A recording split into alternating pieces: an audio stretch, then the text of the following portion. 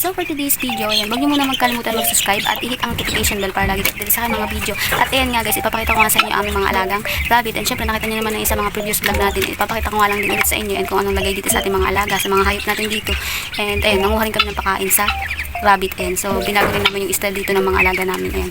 So ipapakita ko nga sa inyo, naglinis na rin kami dito. And tara, samahan niyo na nga ako guys. Mga guys, tatlo na nga lang sila dito. And ang lalaki na nga rin nung alaga nating rabbit. So noong nakaraan, pinakita ko nga sa inyo yung kanilang mommy daw. And nagulat pa nga tayo doon noong nakaraan dahil nga bigla siyang nanganak. Nakita na nga natin is may baby na nga yan na yung tatlo. And natutuwa naman ako kasi nga hindi sila nagkawalaan dahil nilipat ko nga dito kaagad para safe sila dahil napakangiliit lang ng butas dito. Hindi talaga makakalusot kahit yung baby pa sila. Yan.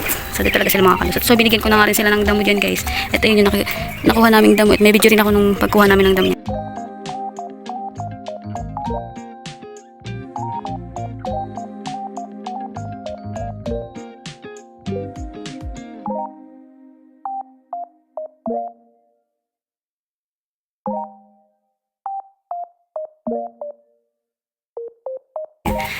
At ayan nga guys, lalaki na nila. And so may bago na naman lang and may orange na naman lang tayo. May bago na naman tayo mga baby rabbit and bali tatlo na nga rin sila. And tuwang-tuwa nga ako dahil di nga sila nagkawala at may black ulit and may puti. And anak ka ni Shaino nung orange din namin na rabbit. Ayan. So pinapakain ko nga rin sila ng feeds and nakapakain lang natin and may tubig na nga rin sila guys. Dito ko muna sila pansamantala habang hindi pa sila masyadong malaki dahil malalaki nga yung butas nung kulungan natin dito. And kung natatandaan nyo guys is ang nakakulong dati dito is ay yung mga alaga nating rabbit alaga nating mga kalapati na nagbe-breed ay may mga anak or nag-ngitlog. And so tinanggal na nga namin din siya dito and pininturahan ko nga rin to guys. So hindi ko na nga rin na-videohan pero ako ang nagpinturo nito dahil nga gusto kong bago ko sila ilipat is malinis na malinis talaga yung pagkukulungan nila. Ayan. So naisipan nga namin dito ni Pepang Love TV na ang ilagay na nga lang dito is yung mga rabbit na nga lang dahil nga kung naalala nyo is tatlo nga lang sila nung una and ngayon napakadami na nila guys. Ayan. So may tatlo dun and una dalawa lang sila, si Timmy lang at saka si Shaino, itong lalaki natin. So napakadami na nga nila and ayun, kung nakikita nyo is pinapakain ko nga rin sila ng damo and tingnan, kumuha nga kami ng damo para makakain din sila ng damo dahil favorite nga nila ang damo and nakakatulong din yan sa kanila. May vitamins din sila dyan na makukuha. And kung nakikita nyo itong puti nating rabbit, kung nakita nyo sa video ni Pepang Love TV is pinagkasta nga namin itong dalawa na ito kasi hindi naman sila ama and anak siya dati nung alaga naming rabbit na puti. Ayan. So pinag-partner namin sila dito nung September 10. Ayan. So ngayon ko pa lang siya nilipat and nilagyan ko na nga rin ng nest and in case na mga anak nga. Ayan. So nilipat ko na nga rin and binigyan ko rin ng damo and para safe nga rin nilagyan ko ng mga sa mga gilid niya ng taklo. And kapag naglakihan na rin in case na mga anak nga ito or buntis, ayan, is ililipat din natin siya dito. Ilipat din natin dito kasi nagagawin ko itong lagayan ng mga baby nila. Or kapag maliliit pa dito natin sila ilalagay para walang mawala. Ayan. Para safe sila. And kapag dumami na, syempre, mag-sell din tayo ng mga ating mga alaga para yung mga gustong mag-alaga rin ng rabbit is meron din sila makuha, syempre. Ayan. So, yun naman ang purpose natin sa pag-alaga. Ayan.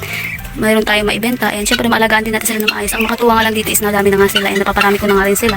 And talagang inaalagaan ko na rin sila ng sobra. And ito naman si Timmy. Siya yung nanay nitong tatlo na ito. And saka ko na siya ipapartner ulit kay Shaino kapag isang buwan na ulit sila na nakapagpahinga dahil nga kalilipat-lipat ko nga lang din ito and para makapagpahinga rin siya. And yun. Ito yung anak din niya nung una and may kamukha na naman lang yung anak nitong si Timmy. Ayan, may kamukha na naman siya and magkamukha rin din yun. Wala lang, ito isang si puti kasi nga naibang namin ito. And babae nga rin yan. And ito si orange natin is babae din. Ayan, pero din natin siya ipapartner dun.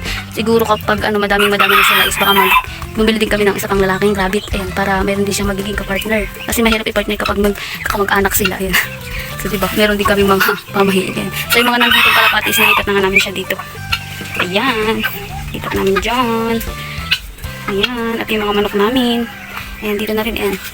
Yung salama namin. Ayan. May itlog na isa. At yung mga bibi namin. Ito nakikita yung tsura ng mga pako. Ang dumi dahil dito sa mga alaga naming bibi. Ayan. So, anim yung bibi namin na yan. Ayan. Anim na maliit na bibi. Ayan. So, malaki na rin sila. Siguro. Nakita na rin yan sa previous video namin. And ayun yung tatlo na manok na bantam na nakaraan yung puti.